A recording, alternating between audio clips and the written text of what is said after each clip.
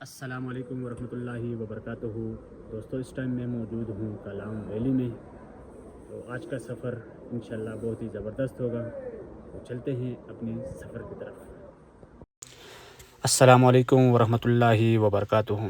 दोस्तों, एक दफ़ा फिर से हमारा सफ़र जो है स्टार्ट हो चुका है सवात की हसीन वादी कलाम में। माशाल्लाह बहुत ही खूबसूरत और ज़बरदस्त सीनरी है। रोड की कंडीशन भी आप देख सकते हैं, बहुत ही ज़बरदस्त है। इंशाल्लाह हम आगे जाएंगे और पूरा वीडियो लाजमी देखें।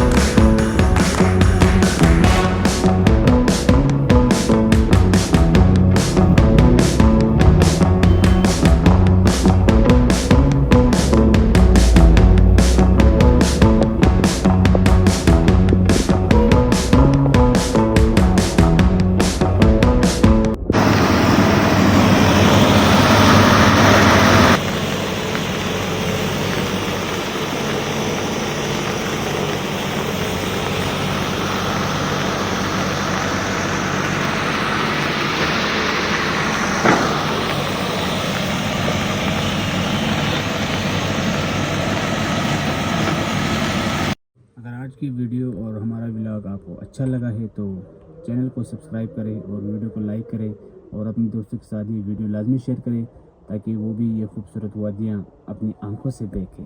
शुक्रिया, अल्लाह हाफ़िज़।